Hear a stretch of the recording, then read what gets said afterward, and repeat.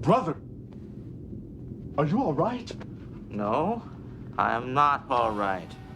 I just shared a bottle of Kanar with Damar. That rhymes. You're drunk.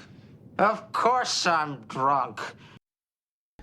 Oh, good evening, everyone. Yeah, tonight is a night that I kinda wish I was drunk because it would explain a lot. But for those who've actually been watching, yes, this was supposed to happen an hour ago, a half hour ago, 3 hours ago.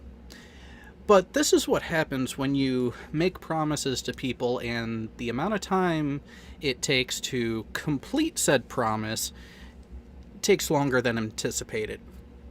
So for those who don't know, yes, I am married. Yes, my wife owns and operates her own business. And I said that I would help her evaluate some things and make some decisions today and potentially have a talk with someone on a business related matter. And it took a lot longer than we expected, on top of a few other tweaks and changes and stuff that had to be done around the house. So yeah, when you start working almost 70 to 80 hours a week and you're working 6 days a week and you only have one day off, yeah, everything kind of gets crammed together. Anamorphic Mind has a good question for you. It wasn't so much of a discussion of firing. It was an evaluation, an honest evaluation of the situation. And also deciding what the avenues were going forward from this point. So, yeah. It's almost like when you're a business owner and operator of a small business that you never really truly have time off. You're always working on something in some way unless you're asleep. But you're often also sleep deprived. So, yeah, stuff and things like that happen. Now, All right. At least you didn't have to deal with the idiots at tech support that I did. I still don't have an answer. wait a minute. You first sent a message to me about that, what, 10? 7 o'clock this morning, so about 10 your time, yeah. Yeah. And that was an hour after I had originally called, too. Yeah, so we're looking at 12 hours already on something that the first level guy just tried twice and said, fuck it. Pretty much. He tried what it was is one of our pumps is stuck in a canceling the transaction mode. Mm-hmm. Generally, if I cycle power at the breaker for like 15-20 minutes, it makes sure that the system reboots properly. Mm-hmm. If it comes up canceled still or whatever the transaction stuck on there is, we have to call tech support and have them reboot the gas virtual registers computer. From their end, yeah. Yeah, from their end. Now, I could just easily do that myself just by going and pushing the button, but they don't want me to do that. And I understand why, I know what hard reboots do to a computer, Oh, wait a minute. So you knew the backdoor bit. You knew the way to alleviate the issue quickly, but you decided to do it the right way? Well, when I'm the manager, the shift manager for the day, I have to play by the rules. Okay, fair point. If the store manager is there and she tells me to go do it, that's a different tired of dealing story. with tech support, then I go do it. Yeah, so. that is entirely a different story because see, that's the thing is when you're the one making the decision, it's a whole different ball of wax. I would do it in a heartbeat, no matter what. But corporate doesn't like it when I do that because I know more than most of the first level tech support call center guys. So, and that is a wonderful feeling too. There are times where I just want to sit there and be like, maybe if you got out of the cubicle once in a while and actually put your hands on a computer, you might know what you're doing. Well, seeing as how you've already had that bit of torture today, How? I watched Picard yesterday. I'm very tortured. Okay, so we have that level of torture too, but And I watched Star Trek 5 today too. you are I've seen it such enough my that I can just put it on in the background and it'll jog my memory. Hence my tweet about marshmallows tonight. and, and you gotta love the beans. You gotta love McCoy's secret recipe for the beans. It's an explosive combination. That it is. Although, you know, what's actually rather interesting about the movie is Star Trek actually tried a marketing ploy from Star Trek 5. They actually tried to, I guess you could say, capitalize on a device that was used on screen. They actually had a marshmallow dispenser modeled after the one that Spock used at the beginning of the movie. And I believe it was licensed by Kraft, who actually makes the jumbo marshmallows. Which I do have to admit, of all the marshmallow types brands out there, if you're going to sit around a campfire and either roast marshmallows or just do proper s'mores, something about the jumbo puffs. Yeah, something about the jumbo puffed from Kraft. They just turn out better. I mean, they must have some way of artificially manipulating the vegetable oil to make it react in the way it does when it's exposed to heat. Well, all I can say is that I'm a charred kind of guy when it comes to those things. Like, blacker the better, because on the inside it's just liquid, runny and gooey at that point. I mean, don't get me wrong, there's nothing like a good golden brown just marshmallow on its own, but there's just something about when you char those jumbo puffs so the outer skin is just black. Tasty, crispy cancer. Pretty much. Well, isn't that something that has come out over the last probably 10 years, that if you eat those charred bits, that black crumbly charred bit from anything that's cooked over an open flame, it increases your chance of ingesting carcinogens? Probably. You I know, mean, I might as well just be smoking at that point too, but you know. Oh, fair point. But at the same time, some people need to remember, whenever you do something and they're like, oh, it's taken years off your life. Yeah. The invalid, hobbled over, diaper wearing, shit in your britches, end of the life years that are getting trimmed short. Why not? You only live once. I'm just sending this to you backstage just for shits and giggles for later. It's not an important tweet, but it showed up on my timeline. And that is fascinating. Wow. No, that's not a great way to promote being a fucking vampire. Like, legit, actual vampire. God damn. No, well, here, I'll share with everybody else. How about that? Yeah, wow. But yeah, no, that the whole day with tech support, I've just been stewing about that. And plus, last week I did a 4-week inventory because it was 4 weeks from the last time I did it.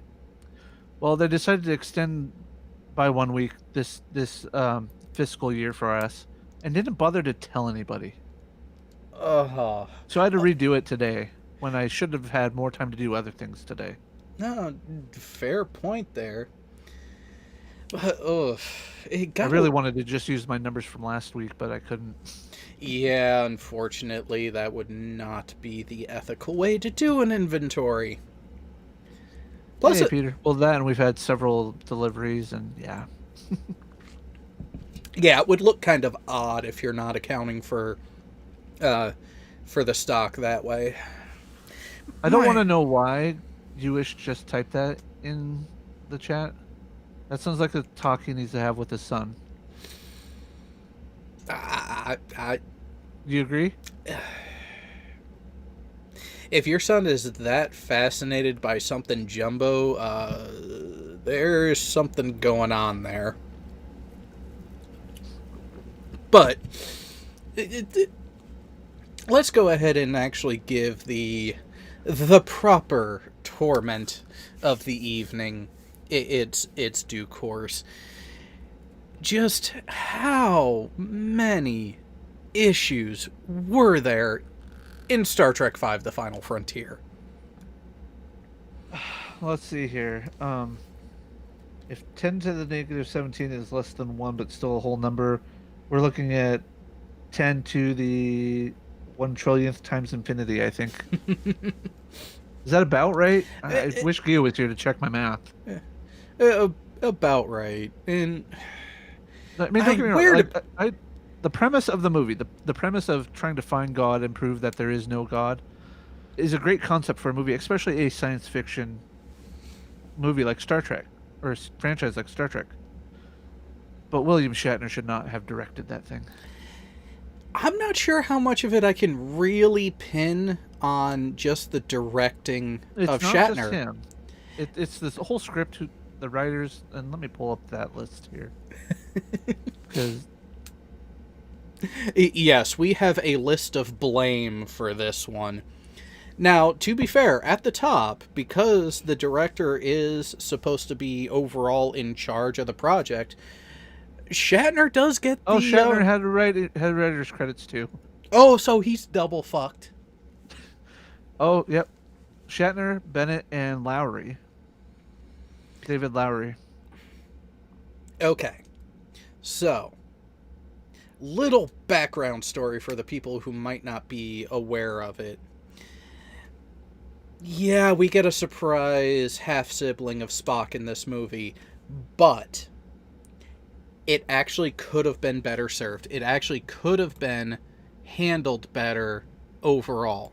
Because, take a wild guess what the original villain of this movie was actually supposed to be.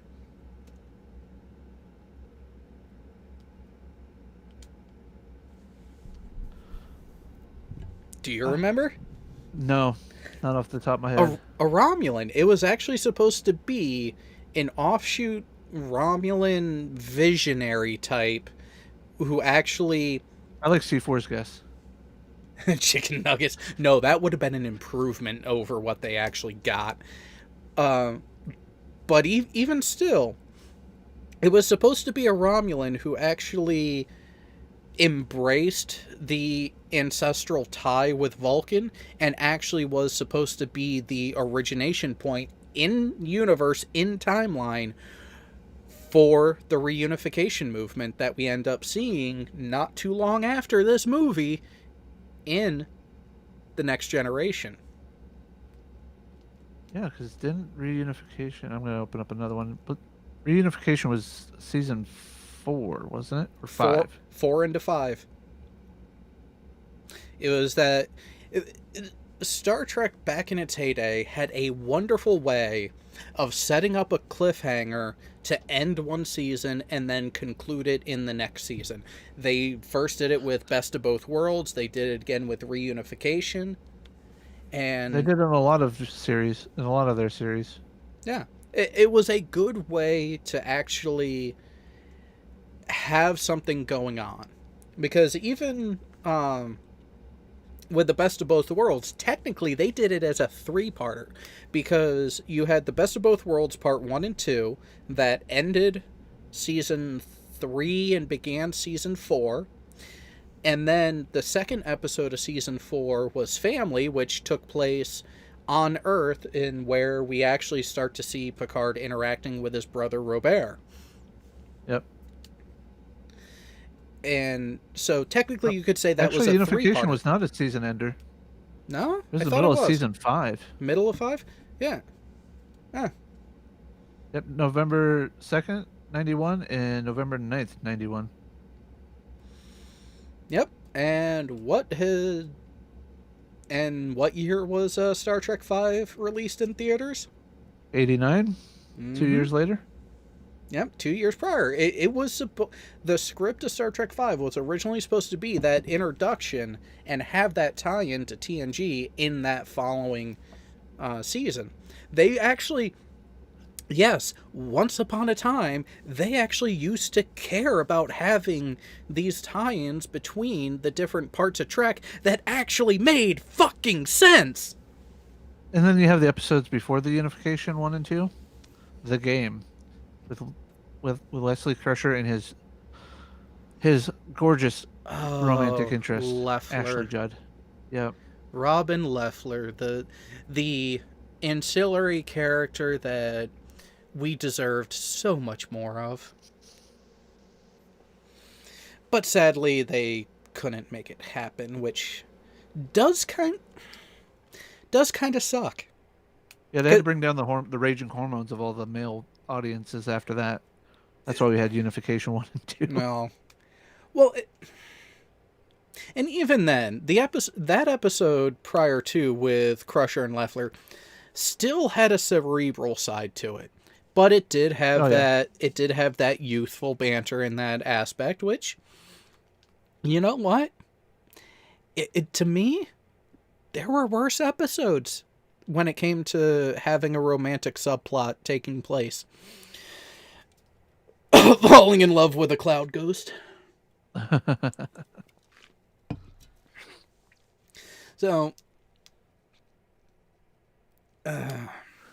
when you really look at the grand scheme of Star Trek V, yes, it is an odd number Star Trek film, which means not so great. You kind of had to temper your expectations.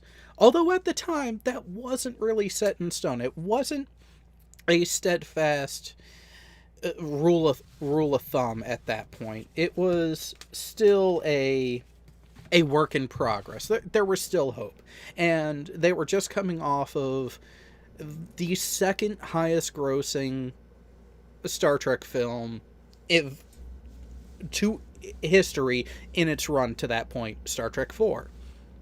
And this is where the movies actually have quite the progression amongst the timeline, because you're not between the motion picture and Star Trek II. You actually do have a sizable gap in time between what we see on screen. But then we get Star Trek II, leading right into Star Trek III, leading right into Star Trek IV with only a gap of, 3 months? Something like that. Yeah. They were in the third month of their Vulcan exile. So you only had a matter of months between Star Trek III and Star Trek IV. And then again, you only get a matter of months between Star Trek IV and the reveal of the Enterprise A, which, hey, instead of it being the new Excelsior class, which would have made sense, nope, they keep it as a Constitution class refit. And to anyone who's been in the military, specifically the Navy, are you surprised that ship had issues almost immediately during and after that shakedown cruise, where Kirk kind of overdid it, jinxed himself by saying, "Let's see what she's got." As a matter of fact, I gotta, you know what? You gotta give the writers credit on this one, because what is Scotty grumbling about when we first see him on screen in Star Trek V? The condition of the ship, and even grumbling, let's see what she's got, the captain says. Oi, we found out what she's got, and I think this ship was made by monkeys, or put together by monkeys. That's the opening line to his log. Yeah. Gotta love it. Yeah, and although you have to admit, the way they wrote the Scotty part for this, McCoy had it right when they were entering the turbo lift. You never seen him happier. True.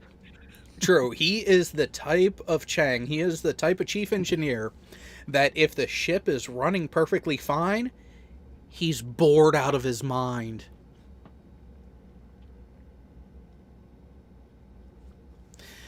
But more what I was alluding to is, It has roundabout been confirmed that the Enterprise A is not a new construction ship. Following Star Trek IV and the events that took place that were the main cause there, which, hey, let's send a giant phallic-looking probe to Earth to talk to some whales. And in the process, it fucked up a bunch of shit along the way, one of them being the USS Yorktown. Oh, has there ever been a more doomed name of a ship in naval history? Nope. As a matter of fact, I've been watching.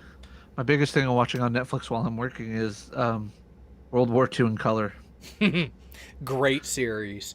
That is one of the historical documentary series that, if I want to stay away from sci-fi related white noise playing in the background, that's generally where I go. That or the miniseries Band of Brothers for something a little more colorful in its presentation, but still quite accurate in what it showed, with the exception of a couple characters.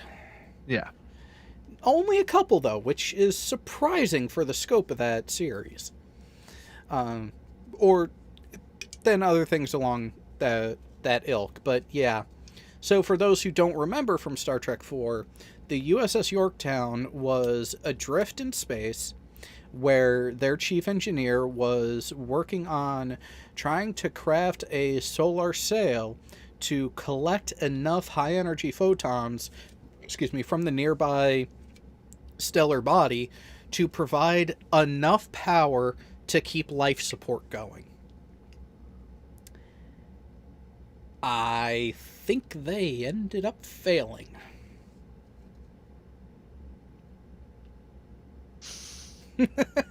Anamorphic Mind has another great Navy slogan.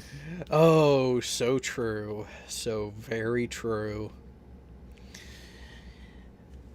And no, well, not just Navy. That one is military overall, because It's sound life advice actually, but you know. Well, yeah, kind of like yesterday when I was on with the shills, where I had to remind everyone, don't stick dick in crazy. He's been there for far too long already. It doesn't matter. Fair point. But I was actually over watching the Uncalled For stream before you sent the link, and they were covering another MGTOW and Cell kind of guy, and about it talking about whether it's ladylike or whatnot. And Chesh is like, "Yeah, how many of you women have ever been told that you need to smile more because it makes it's prettier when you smile, etc., etc., etc." And Dick had been in there chatting, so I was like, "Dick, you should smile more because then maybe people will understand that you're being serious or something to that effect." It'll take the edge. No, it'll take the edge off of you hurting their feelings or something like that. There are some people who have the gift of gab.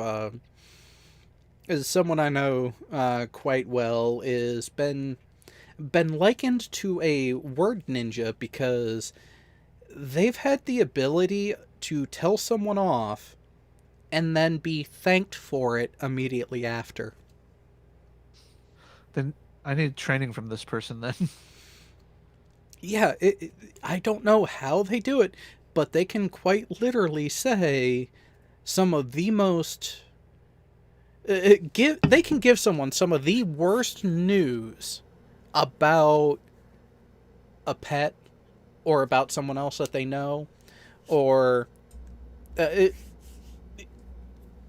just give them some very, very pointed, harsh criticisms, and the person doesn't realize that it's not the glowing review that it's coming off as. Hey, you just lost $30,000 in the stock market, but things are going to be looking up for you. Yeah, and oddly enough, with everything going on, people are freaking out because the Dow Jones did take quite the tumble over the last few days. Yeah, something about a virus that is out there. Yeah, coming from a certain East Asia country that's quite large and massive. Although I do do have to say, some of the numbers coming out as a result of this are quite interesting. Apparently, the overall pollution coming out of that country has significantly dropped. So maybe the forced quarantines that they're doing over there is having an added side effect in a positive way. Oh, Steve, what did you do to the Facebook gods now? Sorry, he had a tweet earlier today or yesterday that I was reading, and he got, apparently one of his posts has been linked as spam or something, Oh, jeez. and he went to challenge it, and basically in that it says, while we aren't able to review individual reports, the feedback you provide will help us improve the ways we keep Facebook safe. Hang on. When was Facebook bought out by Google? Oh, I likened it to, let's see here. Let me see if I can find my comment to him. They're trying to reach VA levels of bureaucracy, so someday they might become a government that can destroy dreams. Sound about right? That does sound about right. But, so, getting back to the actual torment and torture that we self-imposed this past week, and especially the last few days.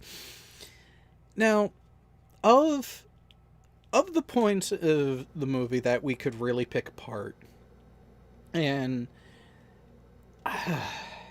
there is one moment involving Scotty that really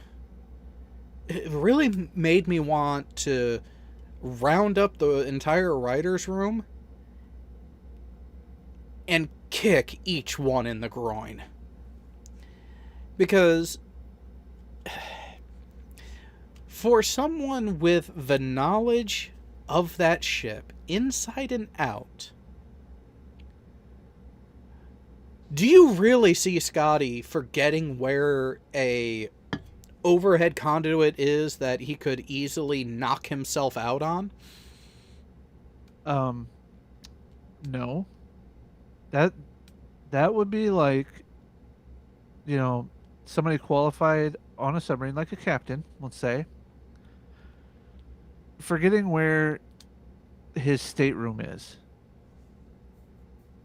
It just doesn't happen. Well, think about it this way. And this will really help the audience understand this, because I will admit, sub-qualification, that is some hardcore shit, because there is a standard that you guys had to achieve that is unrealistic for the aviation or surface warfare aboard a carrier. Because how the low pressure air system fittings that you would tie into for breathable air, how many of those could you still locate today with your eyes closed? On just a general Ohio class, not one of the converted GNs? Yes. I would probably say anywhere from about 80 to 95% accuracy. And that's without having to slide my feet along the deck to find the little helper clues, But I think I could even find them all pretty quick and pretty accurately on my old boat, and it's gone through a conversion. So I mean, and things have changed, but I mean, it wouldn't be hard for me to do it. I mean, I'm pretty sure I could go if the Navy called me up today and said, "Hey, you have to come. We know you're not, ready reserve or anything like that anymore, but we need you out here." I could probably go out there and requalify, in a few months. No problem. Yeah, think about that, people. This is on something that is... Once you get this level of competency in your knowledge of your ship, you tend to not forget it, especially if you're working on it and maintaining it at the way and to the level that Scotty was, because... Oh boy, you really want to piss off a Starfleet chief engineer? Insult this ship. Didn't the original series cover that? Yeah, and speaking of those pesky Klingons, do you get the feeling that sometimes they just, that some writers of Trek decided to use the Klingons almost as a proverbial crutch on who to fill in the potential role of a bad guy, because why the hell not? Well, I mean, have you seen Claw's face? You know, that pretty much is a bad guy's face. True.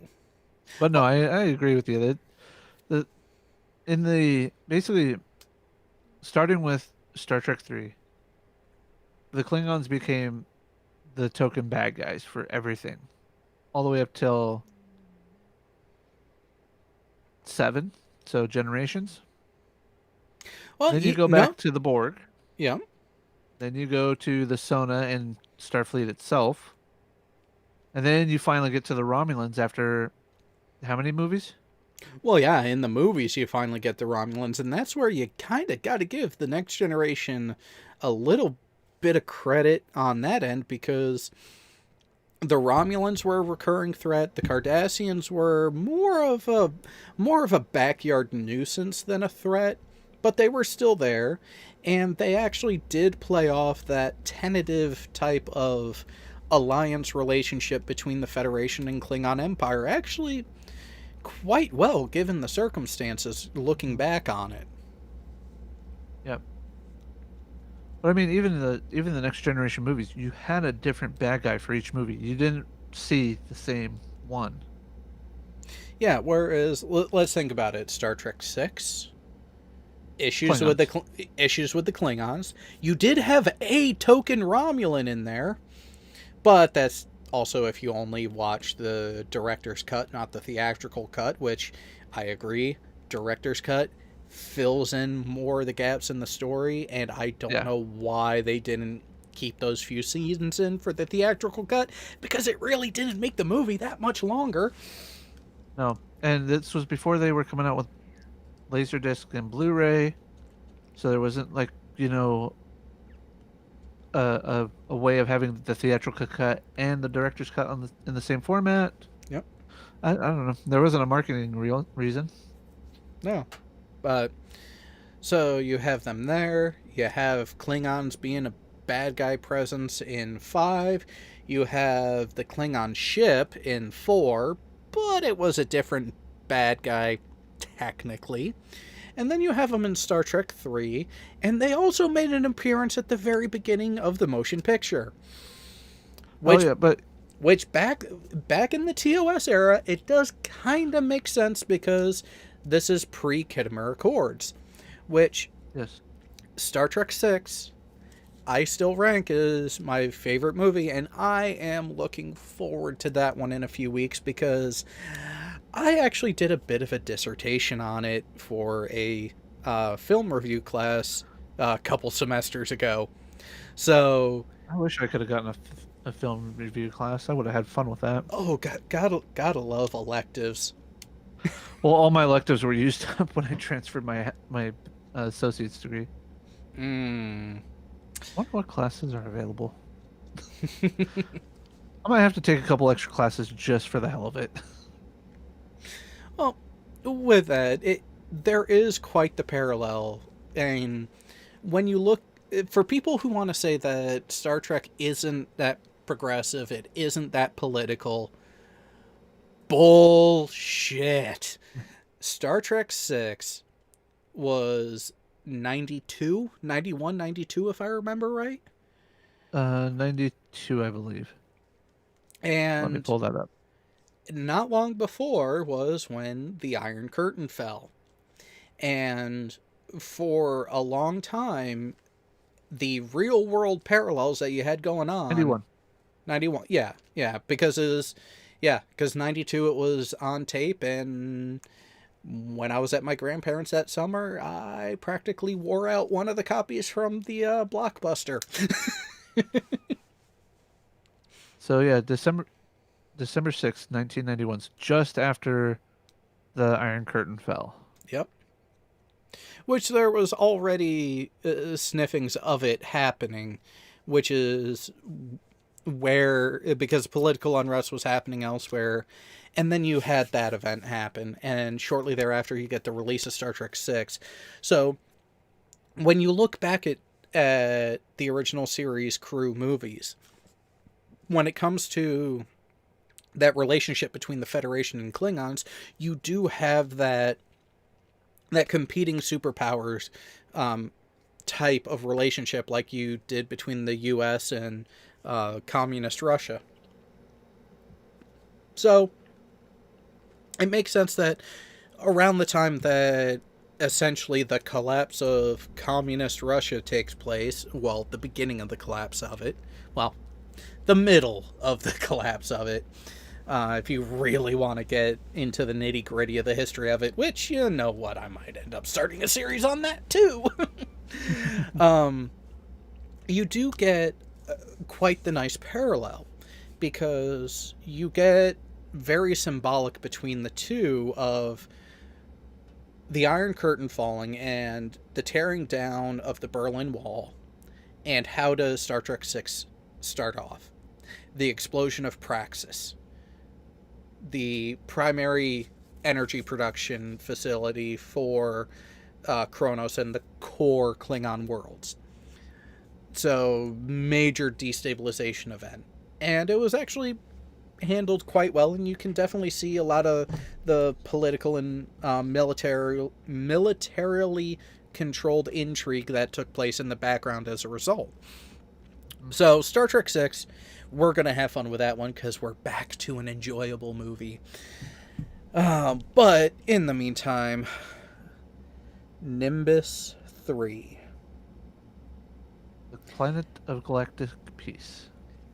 And Paradise City being the lone outpost allowed.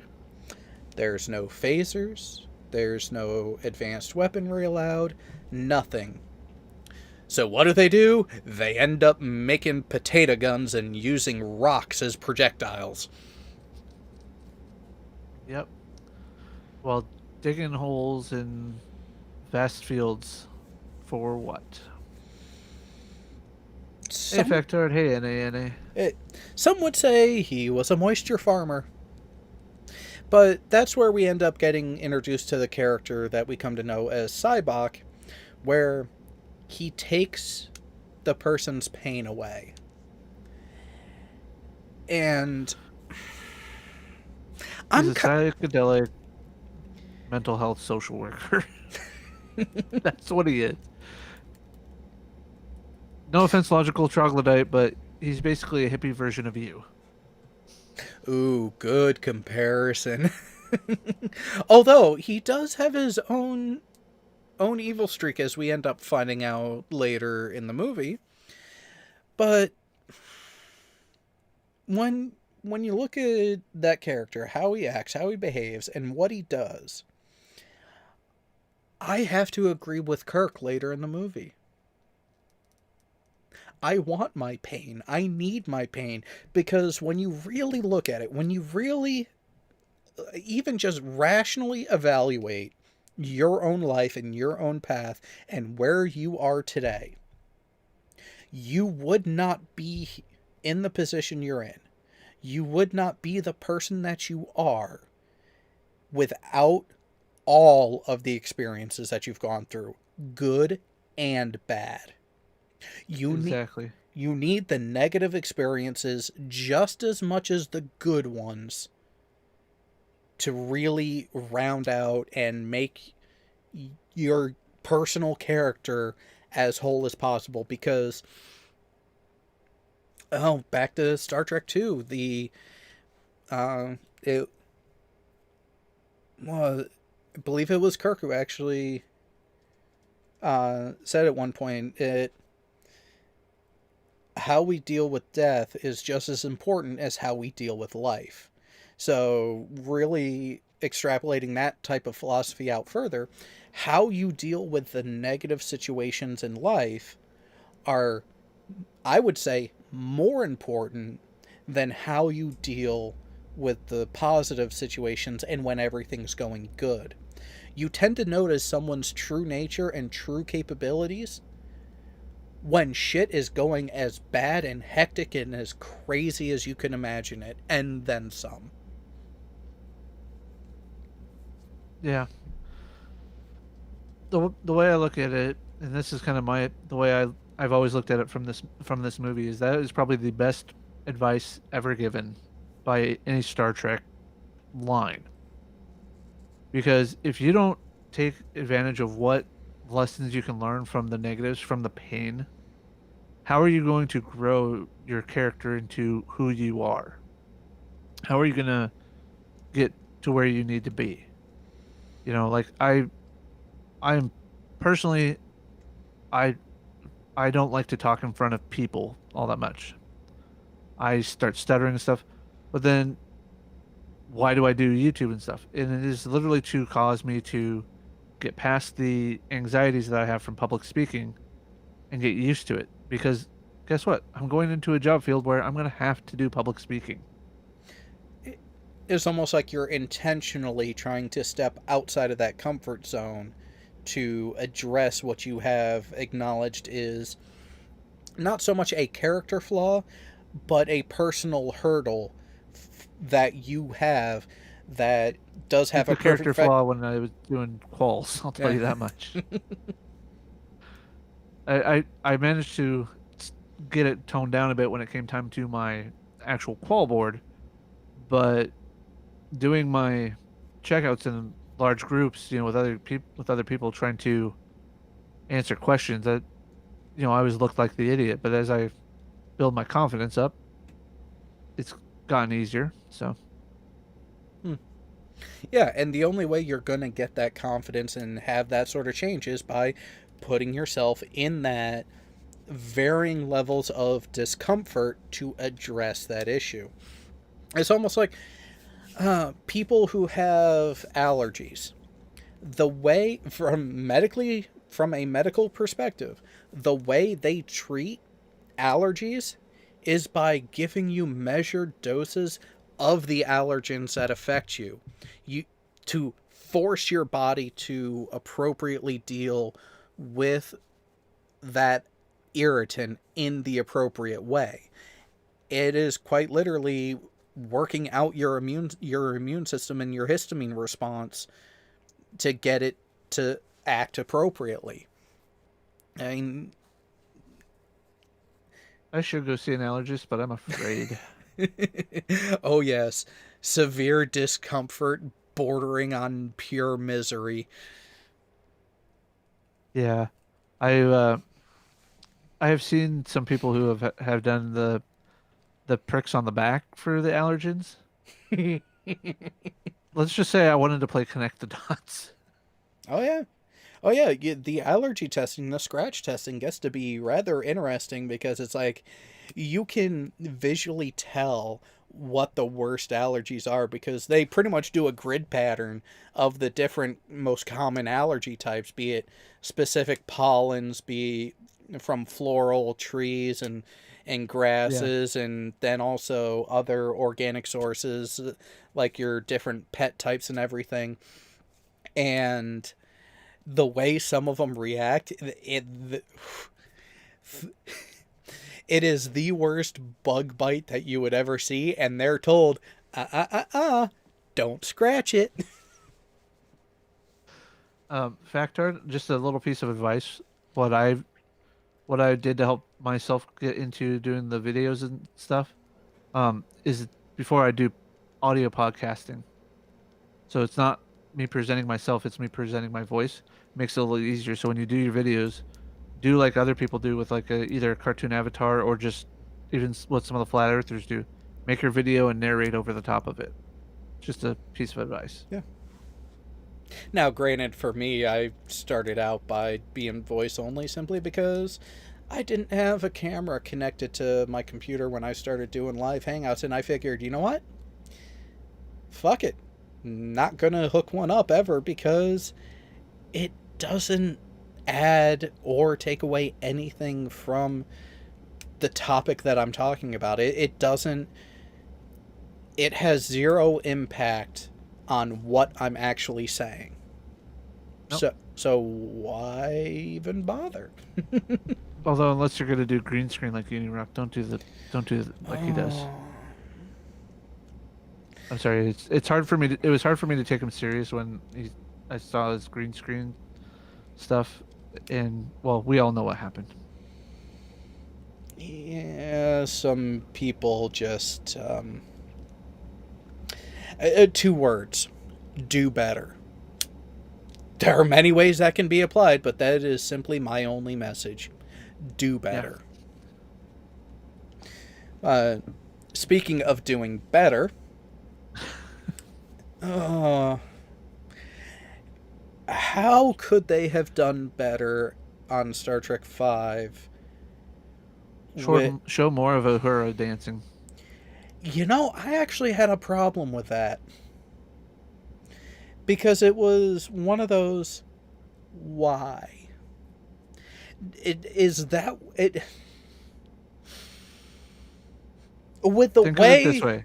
with the way the shot was visually set up, did Uhura need to be in that sort of position? Like, I get it. Use her voice to entice him, to lure him. But did she have to strip down and do a feather tease dance along with it? Imagine those guys that were out on that patrol were just on a submarine for, a 6-month Westpacker med run. And it's nothing but guys on board. Yeah, it doesn't matter if she's wearing anything or not. That's exactly my point. She did not need to be in that physical state to have the same effect with people that are that deprived.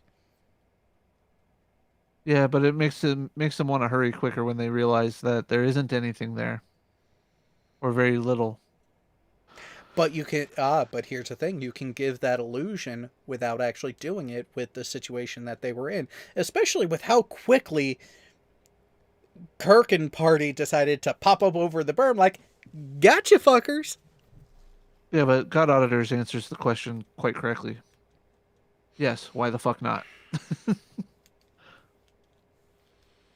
Now, I'm all for creative and artistic liberties when there's with the actual connection to the storyline or plot to where there is utility there. To me, that aspect of it did come off as a bit much.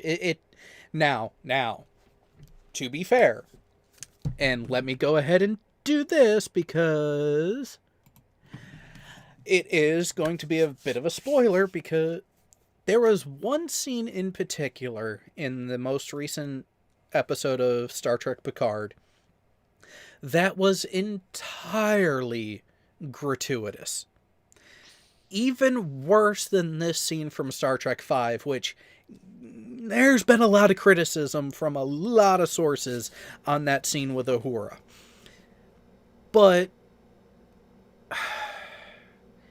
could you make any other intellectual with the credentials of an actual doctorate and in actual application of their field look any more like a frickin' child from an emotional standpoint?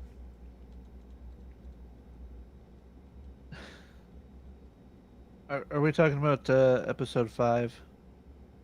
Or The most recent episode where... Oh, episode 6, okay. Yep, episode 6, where Dr. Girardi decided to say, well, I've never slept with anyone who's the captain of anything. Yeah, I was hoping you weren't going to talk about that one.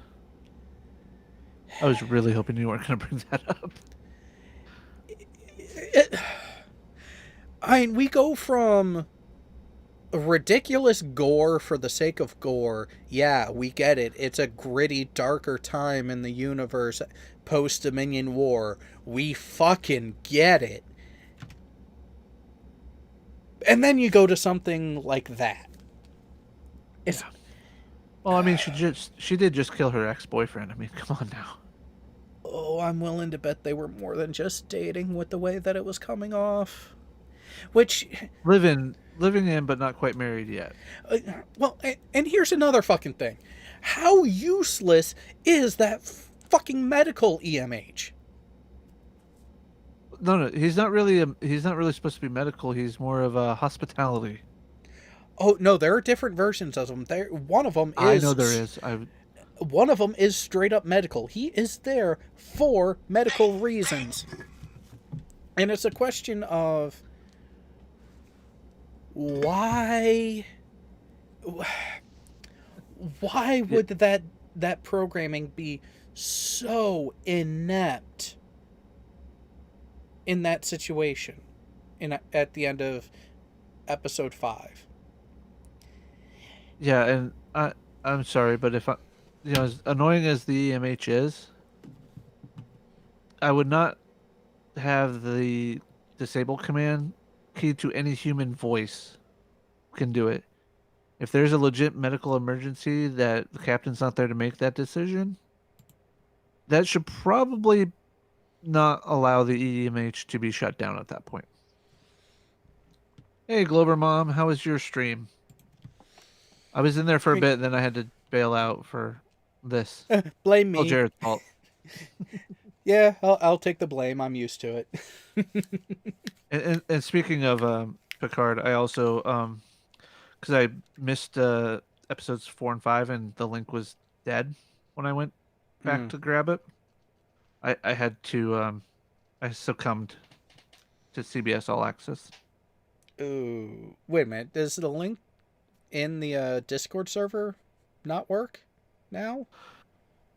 I didn't try it in the Discord server. I was going through the Kanar with Damar. I would assume it's the same links. Oh, no, actually, so that link is directly to my source, which, yeah, it's like a 24-hour window. But by then I've relocated it to the Google Drive that, for those who want to, suffer, be the masochist that the rest of us apparently are, if you want to watch Star Trek Picard and not necessarily support the shitheads who are ruining the intellectual property, go ahead and use that link that Nightbot has posted and join the Discord server. You will find a Kanar with Damar segment, and you will find Quark's Bar, which Quark, being the thieving, conniving, downright dirt and rotten Ferengi that he is, that fucker has posted a link where all the episodes of Star Trek Picard posted. Oh yeah, look, it's all right there. So, with everything that had happened in Star Trek 5, with this one, bit of an annoyance, but not entirely out of the realm of possibility. The Enterprise A, shit bucket as it is being portrayed to be, goes out, does its shakedown cruise, comes back, and Scotty says it needs a few weeks of repairs. So what does Kirk do? Is like, okay, you got double that. And nothing... there are many issues when a hostage situation on the planet of galactic peace takes place. And with where the planet is said to be located, which is pretty much at the convergence between the Klingon Empire, the Federation, and the Romulan Empire, the closest ship available is... No. It wasn't the closest ship available. It's the only seasoned captain that that Starfleet trusted to go out there and resolve the situation. I just watched it this morning. I remember. Yeah. Yeah, that's right, because Kirk does ask, wait a minute, there are other ships available. Yeah, but none of them have James Kirk.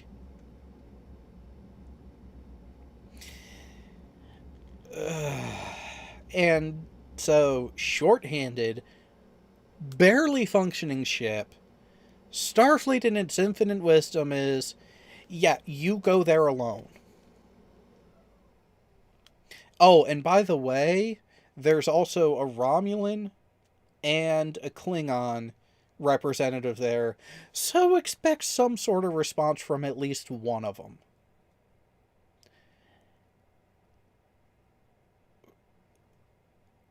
Are they trying to get Kirk killed at this point?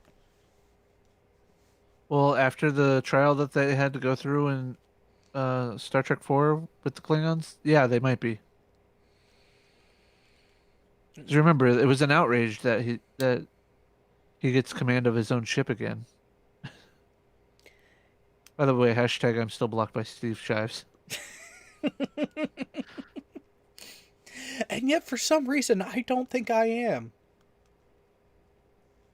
And yet, we've done a few shows ripping apart a few of his videos, and I have sent links to those to him. There you go. There's his Twitter page. Let's see. Nope, not blocked. You're not blocked? I am not blocked by Steve Shives. It's probably because I follow Sargon and several other people. True. Maybe I should do that. Let's go ahead and find Sargon. Oh, he's not officially on Twitter. Oh, you sure about that?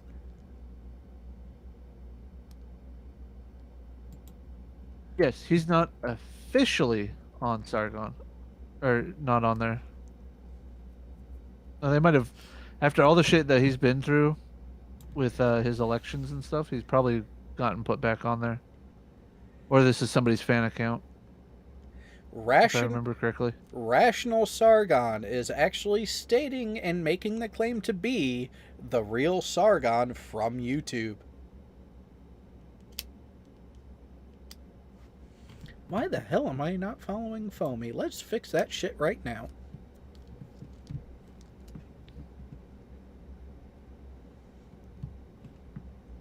Somehow I don't think this is actually him. I mean, I could be wrong.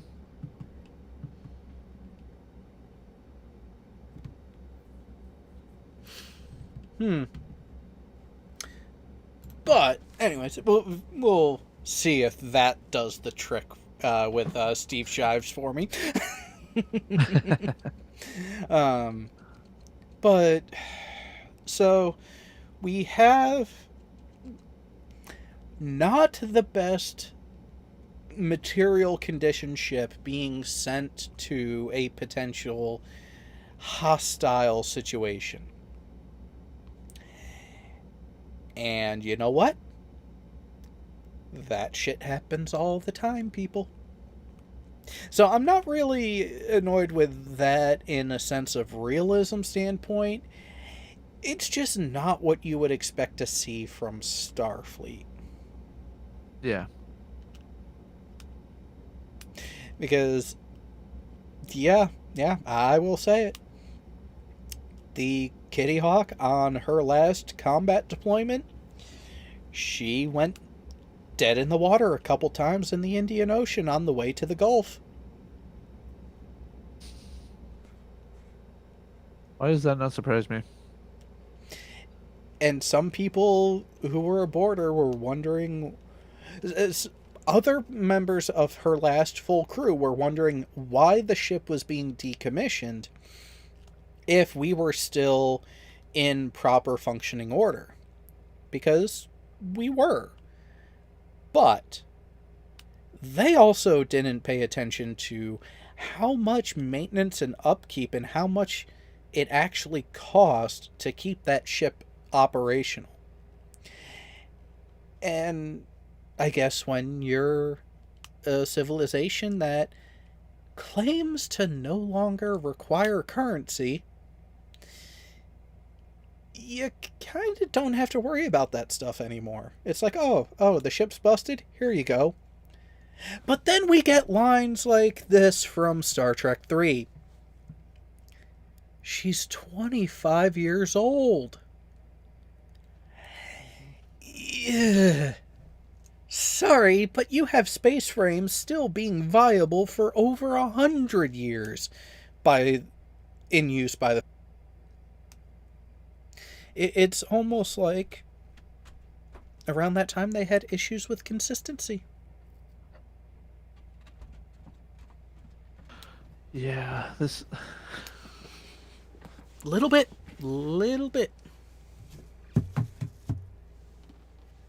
So, there is one benefit. There is one positive overall that we can take from Star Trek V. Arguably, you have to admit, it took arguably the worst Star Trek movie to give us the best line. Excuse me, what does God need with a starship? Yeah, that is one of the better lines. I also one of my favorite lines is when McCoy gets on with Spock and Kirk on the rocket boots, and they start sinking, and Kirk's like, "It must have been all those marshmallows." Oh, that scene in the turbo lift shaft. How many decks was the Enterprise A? Officially? Officially. I don't know, but I think the shaft was bigger than the amount of decks it's supposed to have. Officially, it's supposed to be between, if I remember right, between 26 and 30. Not 70 something. And NANA, I will say this. For how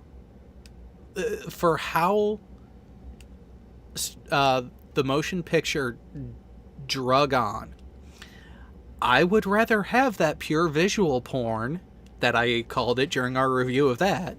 I would rather have all of that than the bastardization that we got in Star Trek V.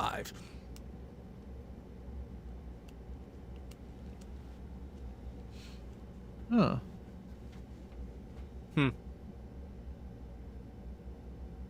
What'd you find? I'm searching, and one of the references, their little blurb from October 9th, 2011. By comparison, the Intrepid class is nearly the same vertical height as the 1701A and only has 15 decks in total. Jeffrey The solution I have set up, yeah, I'm gonna have to go and look a little deeper there. Let's see what memory beta has on it. Now, NANA, the whales, that was Star Trek 4. Star Trek 5 is the camping adventure and the beginning of the adventurous death wish that Kirk goes on later in life.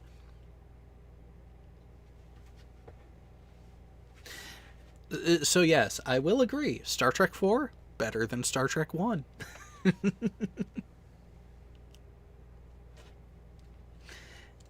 But Star Trek V did have the better uniforms. I will give it that. But sorry, that majesty of the reveal of the refit Constitution class,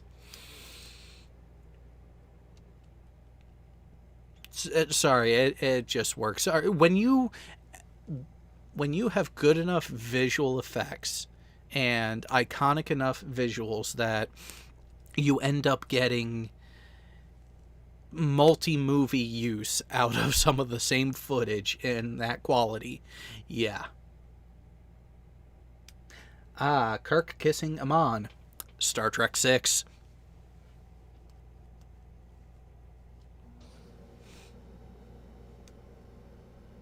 Because that made for quite an interesting scene when Martia decided to take the visage of Kirk, and then they fight each other. Now, the eagle-eyed viewer will be able to spot the lone difference between the two during and after the fight. But that is something that we will be talking about in a couple weeks on the next installment, when we the next movie review. Because I'm looking forward to that one. I would like it to happen in a few weeks, but at the same time, we have other series and other topics in the bin to talk about, which honestly, I will say this. Part of why some of the topics haven't been brought up is because other panel members aren't here. Cygnus-X1.net has the deck plan for the 1701 Alpha and lists 24 decks. Yeah, I thought it was mid-20s. No more than 30, because the Enterprise D was 38 or 39, if I remember right. Yeah. And yes, Star Trek V is the one with Sybok, which, you know what? Maybe the writers of Discovery have watched some of Star Trek before, because Sybok was Spock's half-brother, but only ever mentioned in this one movie. But see, that's the thing, CBS. When you do a shit offshoot character like that, they don't stick around. You don't make them the central figure of an entire series. And sorry, Mikey Spork just doesn't do it.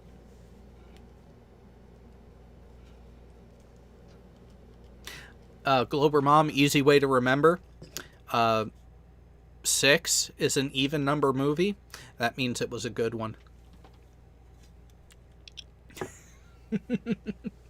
Like I said, I put 5 on to go to sleep. Yeah, 5 and 1 are good to put you to sleep, because 5 had some action to it, but it wasn't really engaging action. No, it was more of the... How do I want to put this? It was there to drive the story, but only just enough to get you the next... I don't want to call it lull, It was but that's filler. the best thing. It was filler. It when you really look at it, those sort of interactions, yes, they moved the plot along, but it really was a lot more filler than crucial to the story. Whereas on Star Trek 6 and the battle scene towards the end, that was actually a linchpin and an actual hurdle in an actual significant part to the story, because it started out with the whole, wait a minute, what the fuck just happened? And it became very much a whodunit for part of it, and then the solution to it, and part of the solution was being able to track down that ship that was the one that actually did it and go from there. But here's a question for you. A little bit of a precursor, because I know this is going to come up when we talk about the movie, but shouldn't the sensor data have been able to determine the difference between a Klingon manufactured photon torpedo and a Federation one? Plot hole. So yes, even in the good Star Trek movies, there are still issues to deal with. Then again, expecting perfection is a bit of a stretch. I mean, let's... How many movie franchises have been ruined by the wanting of perfection? Let Picard be a fever dream. Let Picard be a fever dream. Let Picard I hate be to a tell fever you, dream. it's not. No, I wish the same thing, but no, I'm not saying for us. I'm saying a lot of the issues of in that series so far would be wonderfully washed away and explained and accepted if they end season 1 with Picard being brought out of a fever by Crusher. By Beverly.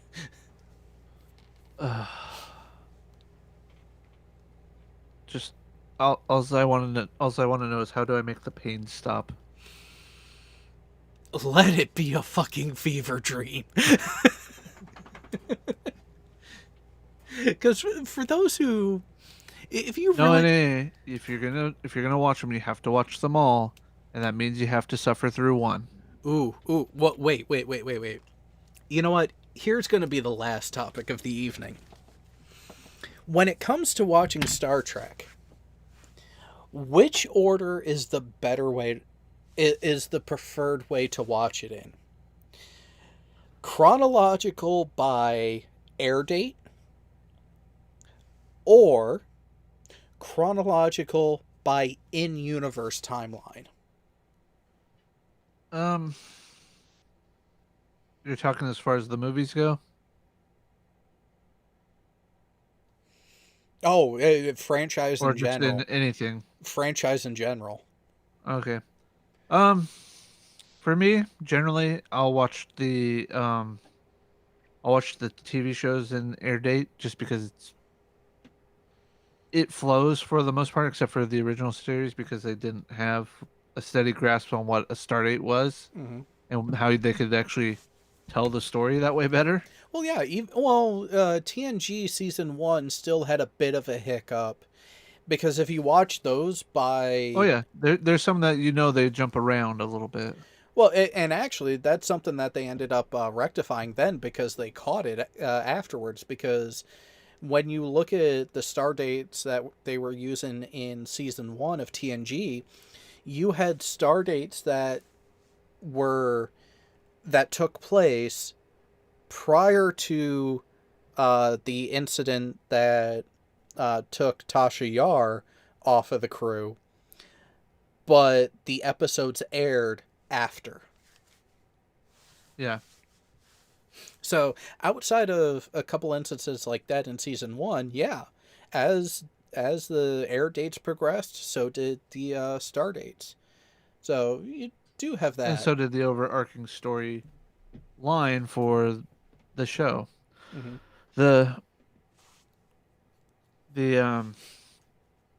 I don't watch them in any particular, as far as series go, I don't watch them in any particular order as far as chronological in the sense of the in-universe timeline or, the original series and the Next Generation, so on and so forth. I just watch them whenever I feel the need to, whenever I feel the want to. But getting back into Star Trek before we even had an inkling of all of this, I started with the Next Generation, then the TOS, then Voyager, then Enterprise, then back to Deep Space Nine.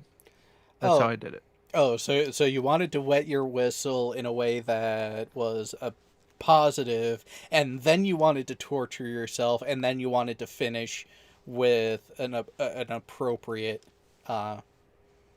benefit to the end of the process. Well, the way I look at it is, I grew up watching reruns of the original series, and every episode of TNG when it aired. Deep Space Nine, I never really got into because that was really when I was starting to get into playing sports and stuff with my friends. So I would rather go out and do stuff on those nights because it was what Wednesday night was TNG, Thursday night was Deep Space Nine, if I remember correctly when I was growing up, or was it Tuesday, Wednesday? I think it It was was one of those. Tuesday. Yeah, it was either Tuesday, Wednesday, or Wednesday, Thursday. I want to say Tuesday, Wednesday when they were It, overlapping. yeah, and then I just never got into Voyager because that was right around the time I was going into the Navy, and didn't get into Enterprise because I was in the Navy until that. Actually, I think that ended around the same time I got out.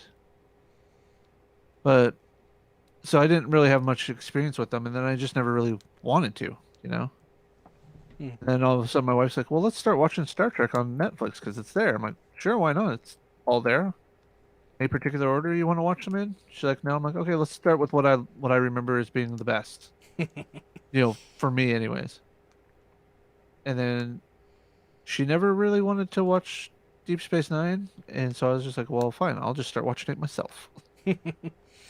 Now, Deep Space Nine actually, to me, was ended up being the better series of the lot of them because you did have a lot more depth to the overall stories that were taking place.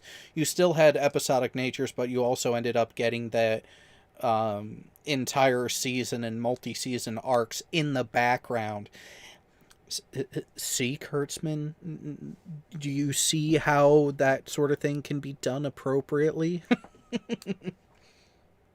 What? I'm No. I'm looking at the Enterprise end date, which is uh May 13th, 2005, with a double episode that did not need to be combined together at all. Went from Terra Prime. They could have ended it with Terra Prime and just Yeah. been done with it. But Yeah, then they but throw in these they are the had to wrap. Voyages. Yeah, they had to wrap it up, and They could have done one more week and let them be standalone. yeah. But whatever. Oh, That's kind of a fair point. NANA. When I stopped really paying attention to it was around season 3 or 4 as a teenager. So, because again, it was just too melodramatic for me. oh, you gotta pay attention to Garrick though. Yes, Uh, you do. Now going back and rewatching it all, I'm like, how did I not keep watching this? You know? yeah, well, and I think that's another thing to it is you could see where uh, the youth would be kind of lost and get bored with Deep Space Nine because there was very mature tones in the background driving things. You had the political intrigue. You had the whole thing of a pending war and the Cold War phase of the Dominion War, and then when hostilities actually started taking place, you had a lot of that stuff in the background going on that would occasionally directly impact the rest of the storyline of the series that or the episode that was taking place, but it wouldn't completely rain on the parade. And after years and getting to watch other shows and everything, and then going back and giving the series a chance again and seeing how they were able to do that, how they were able to manage those sorts of storylines and not completely muddle the works. Yeah, it was it was it has aged far better than initially Oh, expecting it to. yeah. And I think with the hindsight of growing more mature, I guess is the best way to put it, in my life, so to speak. Hmm. Coming back and rewatching Deep Space Nine gave me more respect for what the story they were trying to tell. Yeah, yeah, and that's where I also think that the series ending for Deep Space Nine is the only one that felt like an actual appropriate ending to the series. Yeah. Other things was a rush job, I think. I don't think they were planning on ending it, but at the same time, I think they knew they needed to end it and Yeah. just didn't. They didn't get to Just tie didn't- it up. They didn't get to tie it off, right? Yeah. Yeah, they had this wonderful story arc going through it, and then it just kind of stopped.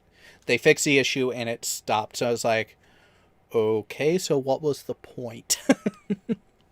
Whereas on Voyager, yeah, yay, they got home. Yay, they did miraculous things and got home so much quicker. But it was so contrived and so many issues with how and the how it happened. It's like, And we shall not speak of Enterprise or TOS's demise. well, they were just cut off at the knees. I know. They weren't given the opportunity to even come close to a fitting end. And even with the rush job at the end, did you have to kill off Trip off screen? You obviously haven't read any of the novels after the fact, have you? No. You need to read the Kobayashi Maru and then the what is the other? There's 3 books that all kind of tie in together. Star Trek Enterprise books. So it's reading order. That'll be close. Nope. They actually have some novelization of episodes. Mm-hmm. So it actually goes. I don't know if this one is actually part of it. The Good That Men Do. It's kind of the point where Trip is being taken off the ship Mm-hmm. and killed off screen, and setting up for what he's going to do in the next book, which is the Kobayashi Maru, which gives you the explanation of the Kobayashi Maru scenario. Yep. And then into the Romulan War, beneath the Raptor's wing, and then the Romulan War to brave the storm. It's kind of the Romulan War. Yeah, which is what this series was leading up towards. It was actually what it was working towards, was that initial season 5 Romulan was War. supposed to be that. And that would have been a great season. If they could have ended it with that. Well, yeah, and then another fucking tease job. Discovery was supposed to cover the Klingon War, the 4 Years' War, and we got what? Two-thirds of a season. CBS All Access. I'm rewatching that last episode of season 1 that I haven't finished watching. Yeah, we got what? 2/3 of a season of that. Well, Spore Drive. That's all I have to say. Really what it was is there was that overlap in the timeline between the production crew getting ready to do Discovery and then the fan production, the prelude to Axanar. And guess which one had the fans actually wanting to see it based on the information that was released? Yep.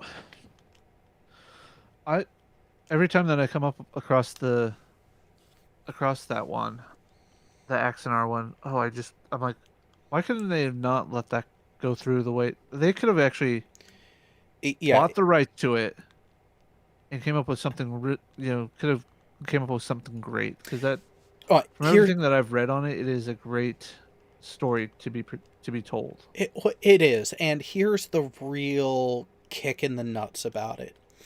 A number of the fans who were working on the project are professionals in the film industry. So they are familiar with what it actually takes to make a production like this and actually do it well. And they were genuine fans of Star Trek. And if CBS was really concerned about doing things right and not just... and actually keeping the current fan base, the existing fan base happy, while also creating something new to bring in new fan base and expand the fan base and keep everything going. What they should have done when they were seeing the buzz that Prelude to Axanar was getting, yes, they should have bought the rights to the project. They should have kept that production crew and hired them on to complete the project and actually let them draft everything out to cover the lead up to the war itself, and then the aftermath after. And it would have fit beautifully right before the original series. And guess what? They would have been able to do all that stuff and have zero direct crew tie-ins to the original series, save for one character who actually ended up it was one of the leads of the production side of it, who was ended up playing the role for what they've done so far, Garth of Izod. Yeah. Outside of that character, none of the others showed up on screen in the original series. So you wouldn't have had the high potential for continuity issues at that point. Plus, you have a production crew who are fans of the franchise to begin with. When you have a franchise this old and this steeped and this rooted in actual legitimate love and fandom, that's the type of person you want to give the reins to. Someone who actually can respect the history and not alienate the people that you need to support it to keep the franchise going at its core.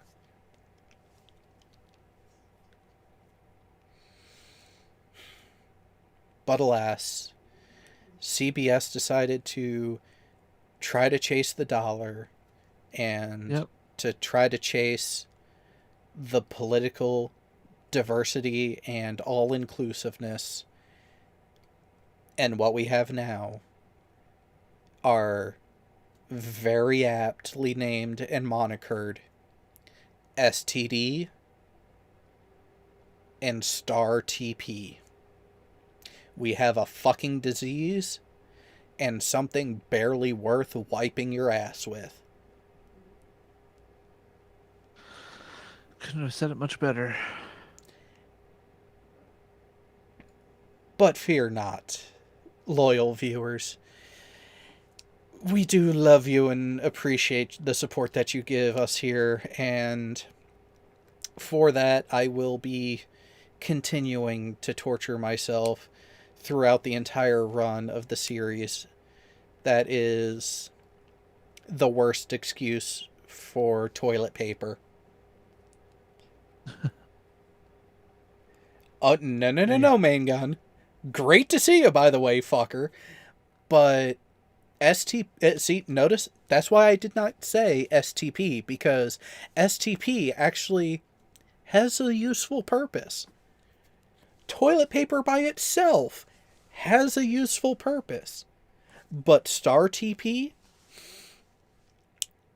Poor excuse. It really serves very little to no purpose other than giving us something to rant about and get our frustrations voiced while looking forward to the next one. Sadly, instead of looking forward to the next episode with a glimmer of hope,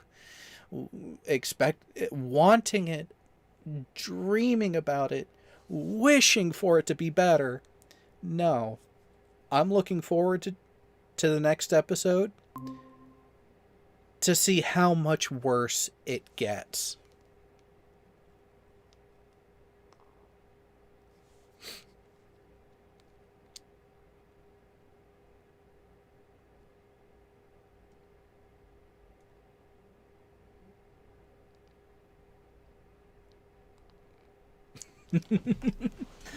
You know what, Main Gun, you do have a point. Yes, we are not the demographic that they were looking for, but here's the thing.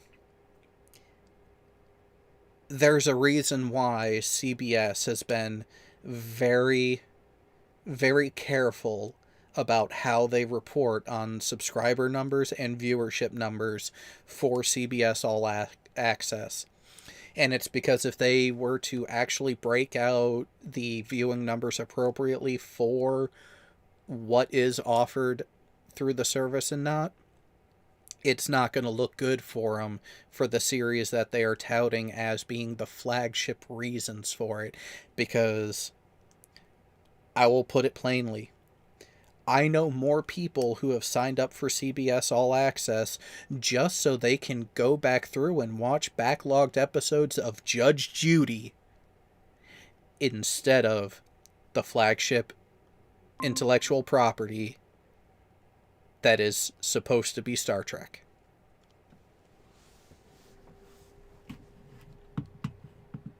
Still has better franchising than... No one anywhere has capitalized on the merchandising of an intellectual property better than Mel Brooks. Some may say that it was George Lucas with the original trilogy, the initial trilogy of Star Wars. He did good. But Mel Brooks did it better. Because Spaceballs the lunchbox. Spaceballs the cereal. Oh, no. Spaceballs had everything that Star Wars had for merchandise. But they had one thing that Star Wars never did. The flamethrower. Show me a Star Wars flamethrower, a legitimate one, and then George Lucas can take back his merchandising crown. But until then, some of us actually need to prepare for yet another wonderfully long day at work in the future. That starts in about 8 hours. Yeah, I gotta go make dinner before I go to bed, so yeah. And with that, thank you all for showing up. If you guys are so inclined, if you really want to have a bit of fun, go ahead and tweet about this episode and let Undoomed know that he was missed. He had an opportunity to join us, but I'm guessing he had other things going on, which was yet another one of the facets of the delay that I had for this. But coming up on Friday, we will be doing Veterans Talk Weekly. We will be taking this coming weekend off for Kanar with Damar. So we will see you all for this wonderful intellectual beating that we're giving ourselves in 2 weeks. Yeah, I mean, come on. Someone is making a hockey jersey for yogurt. Walmart did those football jerseys for Star Wars and various other Marvel stuff that they own, that Disney owned, because Disney places everything on Walmart. Spaceballs should do something like this. I would buy it. Yes, I would buy that one, not a Star Wars one. But with that, thank you all for coming, and we will see you on the next installment. Later, everybody.